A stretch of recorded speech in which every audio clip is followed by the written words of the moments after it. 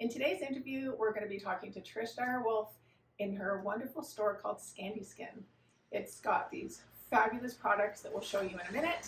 But if you've ever thought about shifting direction and opening up your own business, then Trish is the expert that we're going to reveal all the how-tos today.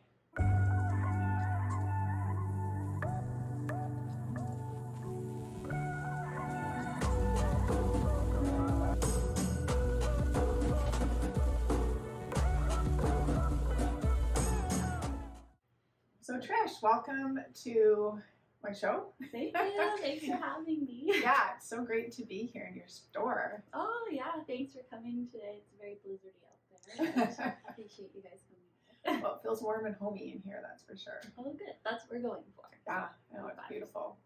So tell me about coming to Prince Edward County. You didn't grow up here. No, I grew up in Ottawa, but I lived in Toronto for about 13 years. And we used to, I think like a lot of people, I used to come camping here a lot, at Sandbanks with my parents, and just good memories, beautiful beach.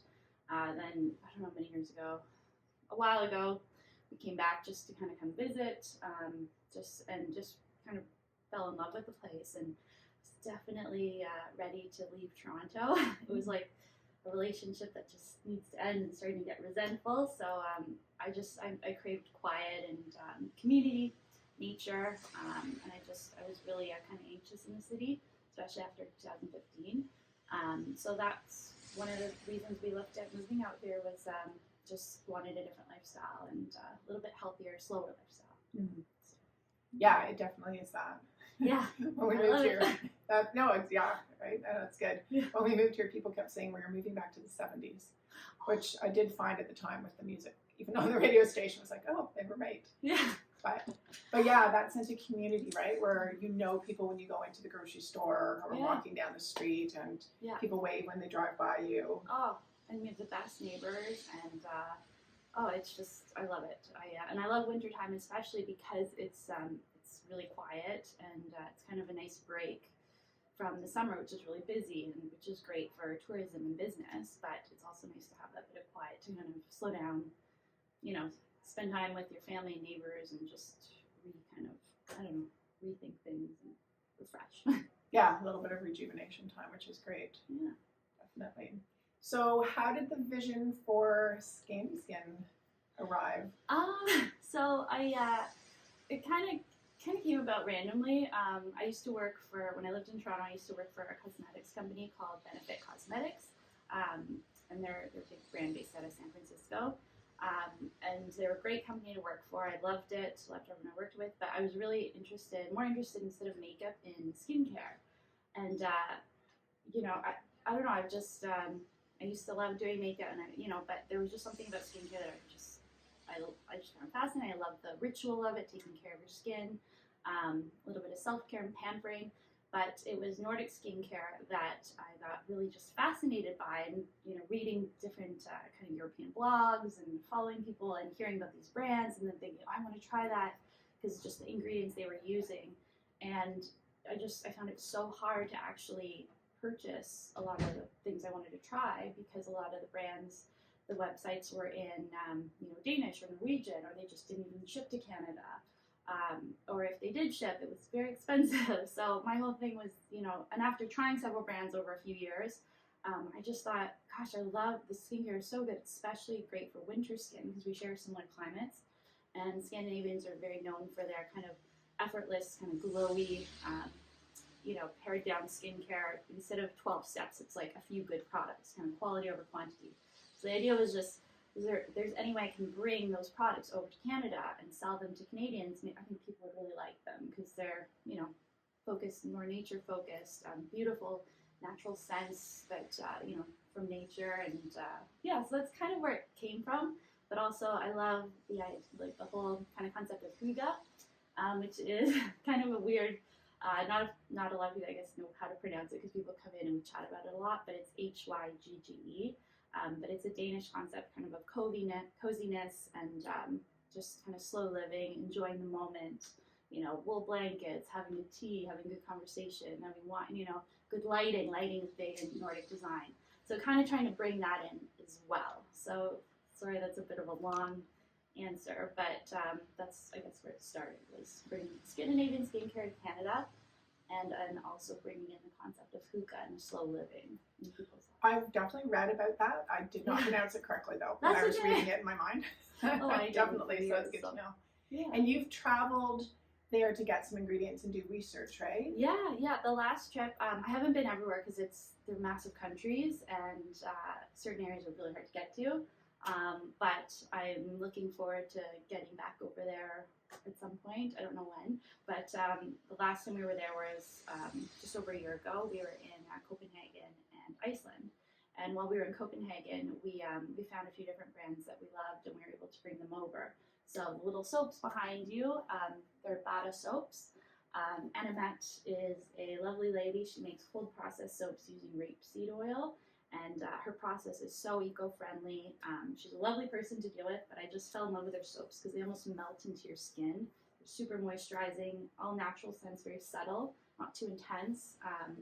So that was one of the brands we brought on, and then Grums was another one. Two guys based out of Aarhus in Denmark. They repurpose coffee beans from a local cafe, and they have a cargo bike, and they go and get the beans, bring them to their facility, clean them, go through them, and they make skincare out of it.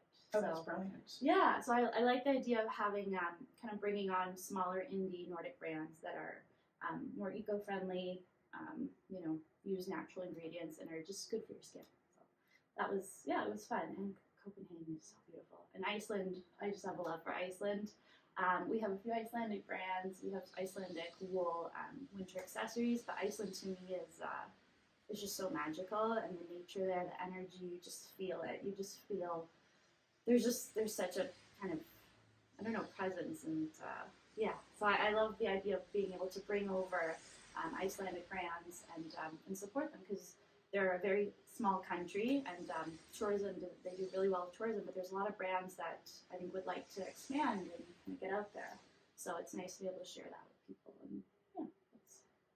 And That's great. No, I going on. I love the passion and the knowledge that you have for what you do, which is, I'm sure, partly what's made you successful in your business. Lots of research, but I love learning. I'm very, I guess, a naturally curious person, and I think that's kind of, I love traveling, I love learning. So, and a lot of people come in and will ask, oh, are you Scandinavian? And I kind of feel, no, I'm not. But I have an strong Irish background. My mom's Irish, and all our family on that side is still in Ireland. So we do have a few Irish products, but there's just so many similarities I find between Irish culture and Icelandic culture. Even going down to folklore and community and storytelling, even parts of the landscape. I'm a big lover of moss and wool and all the things. So, That's awesome. No, that's fantastic. Do you have any advice for someone who was thinking how neat it would be to open up their own business, about just think to do, not to do? Yeah, absolutely. I think one of the best things you can do is just maybe start off by getting a little sketchbook and just getting your ideas down, because you can have ideas and you think that you'll remember them, but when you kind of get running, get going, just having those ideas, whether it's an idea for a logo, or for our home line of products, we make some of our own products right here in Bloomfield. I had a certain idea of how I wanted the packaging to look. So this is just to kind of show, I love aluminum, I love wood, wool, like natural fibers. So knowing that I wanted to bring in aluminum in some way and have things that were reusable. So just even, I would kind of draw a little aluminum thing, not knowing how it would come together, but knowing that was something, that was kind of the look I was going for, kind of a pared down, kind of Nordic influence style. So I think just getting your ideas down, because it's amazing how much you'll go back to those and pull things, and you'll be so happy that you did get them down. And at the time you might think, oh, it doesn't matter now, but later on when you have to make a decision about something, like a logo or your colors, or how you're going to brand your business, having those ideas down is really important. And then also I would just say, just not giving up, because it's very easy to kind of get going with something and feel very discouraged, or have sort of that imposter syndrome feel where you think, oh, I don't know enough, or I don't know what I'm doing, and all these other, and people on social media, there's so many brands. But the thing is, everyone started in the same spot. Everyone started, you know, just like with something that they wanted to create, and they had to learn how to do that and how to and make it happen. So I think just kind of believing in yourself and getting your ideas down, and putting aside time for yourself to think creatively too, because it's hard to do that when you're at work. Like, I used to wake up really early when we lived in Toronto, and those few hours in the morning were my time to just, generate ideas. And then at lunchtime, I would go up to the second floor at Young and Bloor in this big office building, and I would have my sketchbook, and I would just sit there and I'd eat on my own. But I was so involved with what I wanted to do and coming up with things and looking up ingredients and looking up brands and thinking, and just, I don't know. So that was, and it kind of keeps you going too. So you've had this vision for quite a while then. Yeah. It took a while. It took a while to come together, but we were also changing, lifting, like our life kind of was just changed everything. Like I left my job at Benefit and moved out here, and my husband's, he's a firefighter, so he still has to commute to Peel, which is not ideal, but it is what it is, right? It's kind of what you have to do, and he loves it out here. But it was, it took a long time because we had to figure out a lot of other things and finding a house and where to live, and so it took time. But I think everything does. You just have to be patient. I'm not the best at all the time. But I think that idea of what you said about not giving up, though, right? Like Yes. You've had this vision and this dream, and took the time to do the research and refine it, and and look, this is such an incredible, absolutely incredible space, and you're doing well, and I know you've got a decent following on social media and people that come in. Yeah. And Bloomfield's such a perfect spot because there's, for those of you who haven't been to Bloomfield, you really need to come, but there's a lot of little unique stores. There's no box chain, right, types of stores here, so every single one is unique. And I know that busloads of people come to do Christmas shopping or in the summer sometimes just to shop in Bloomfield, which, I mean, to us who live here all the time seems a little funny because it's such a tiny town, but I know people just love it, and they're very drawn to the type of uniqueness and, that, as you say, community feel that each store here has, so, and just the uniqueness. Yeah, it's a very friendly place with good energy, and I think its size and how quaint it is, just people feel that, and I think I like to be a part of it, and come and visit, and it's really nice, and it's so great meeting people every day in the shop, and you hear people's stories, and especially people say, I just got back from Iceland, or I'm going to Copenhagen, or my grandmother is Finnish, and and just sharing that connection is really it's just neat. It's cool. So there's a few degrees of separation from everybody, right? Oh yeah, it's incredible. That's great. So how do people find you? How do they connect with you? Can they order online? Yeah, absolutely. So we do have an online shop, and I'm going to be adding more items. That's kind of my winter goal. It's at scandyskin.com, so just www.scandyskin. Scandy from Scandinavia, and skin is in skincare, just one word. Also, we have social media. We're on Instagram just at Scandyskin, and then on Facebook at Scandy Skincare.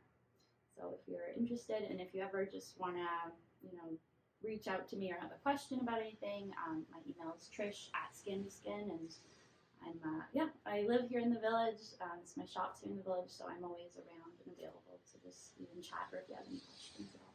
And you're not open 7 days a week because you take your taking care of yourself and your family very seriously, which is very smart. Yeah. So which days of the week are best for people to come if they want to come physically into the store? So right now, that's one of my things I have to kind of figure out. I have a 9-month-old at home, so it's been that's been my priority for the last year, right? But now I have to make sure that the business is taken care of because you need to be open also.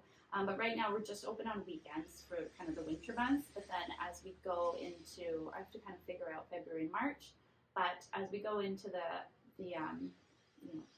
April and kind of beyond, we're going to be open probably 4 to 5 days a week. I just have to figure out what those are. But likely probably Wednesday, Thursday, Friday, Saturday, Sunday, or something like that. But it'll be on your website and Yes, your social media And sites. I always Perfect. try to make sure that Google is updated. It only takes a few minutes, and I know a lot of people just Google things quickly, so I do try to stay up to date. Perfect. Yeah. So if you're in the area, pop in. You will not be disappointed. You'll find some amazing products. And thank you so much for taking the you. time to chat. Thank you and so yeah, much. all the best. Thank you.